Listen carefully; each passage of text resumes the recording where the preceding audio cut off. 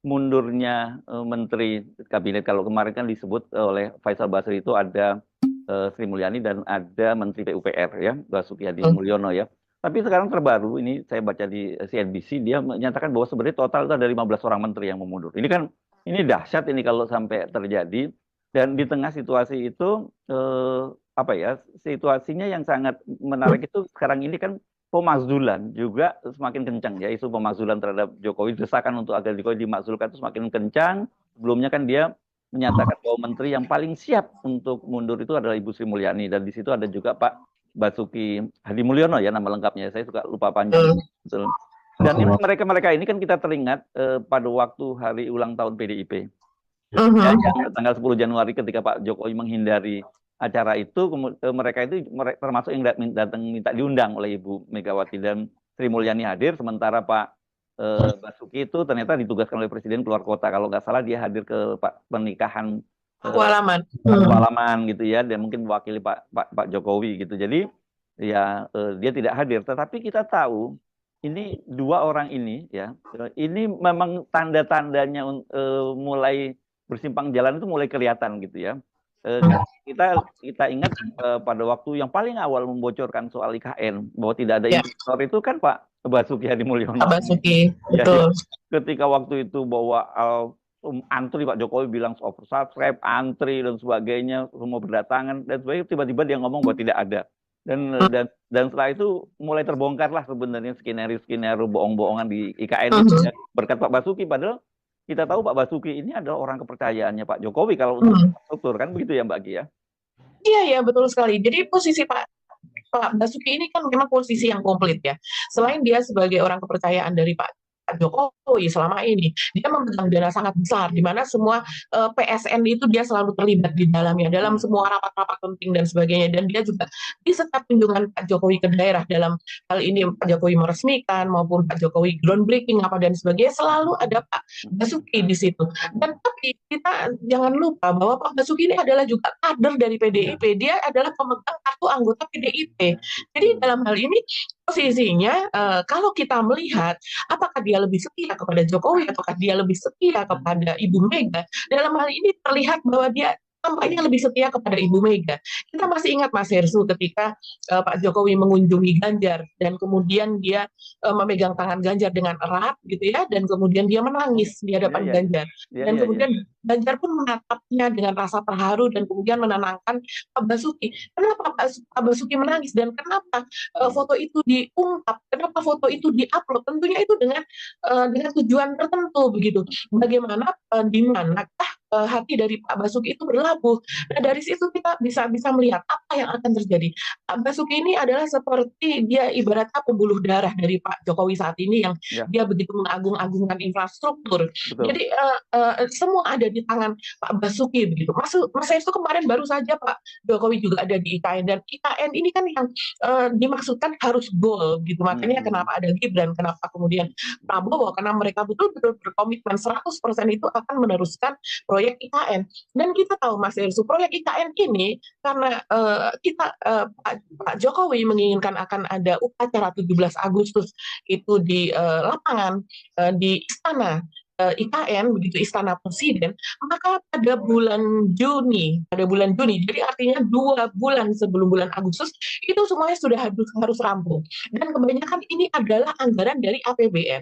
Ya, APBN dari mana? Tentu saja itu yang diatur oleh Ibu Menteri Keuangan Sri Mulyani. ya, Jadi, ya, ya. jadi dalam hal ini tanggung jawab Pak Basuki maupun Ibu Sri Mulyani sangat-sangat besar. Mereka ini berdua adalah tangan kanan dan tangan kiri dari Pak Jokowi. Ya. Antara lain ini saya sebutkan saja ya eh, yang memakai dana-dana APBN itu seperti misalnya ini dinyatakan oleh saya lihat ini dinyatakan oleh Boni Erwanto.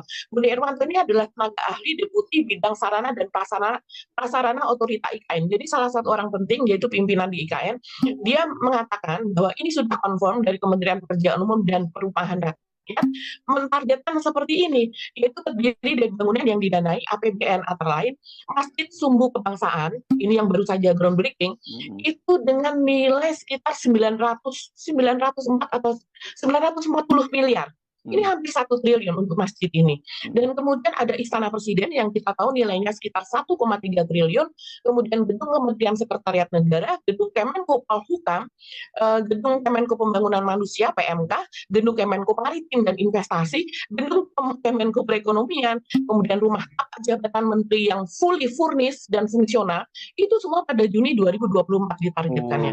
Sementara luar biasa Mas Herzog. Jadi tekanannya pasti berat sekali ya buat Pak berat Basuki ya. sekali. Makanya media pun ada media yang menulis bahwa ini proyek Bandung Bondowoso gitu ya disebutnya. Nah, ya. Betul.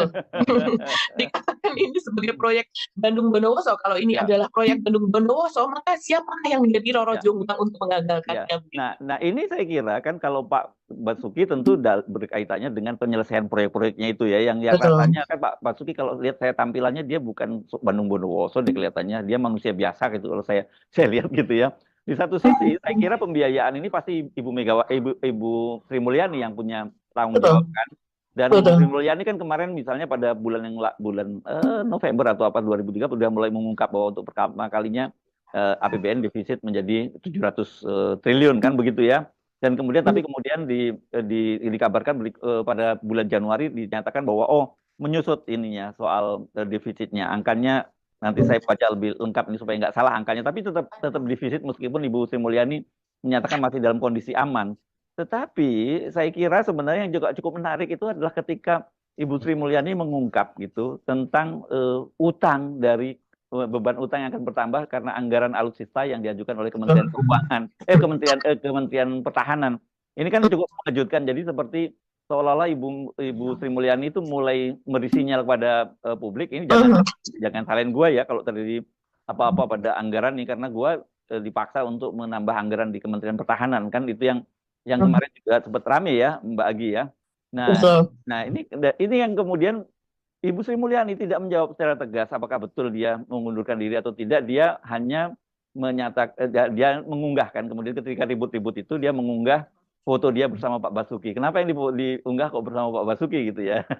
Karena memang tweet tadi itu seperti Anda sampaikan tadi kan Mbak Agi ya. Jadi dan sekarang ini Ibu Sri Mulyani sedang ada di Davos gitu ya, di World Economic Forum, di forumnya ya para orang-orang kaya di dunia dan juga lembaga-lembaga keuangan negara dan juga menteri-menteri keuangan dari berbagai dunia.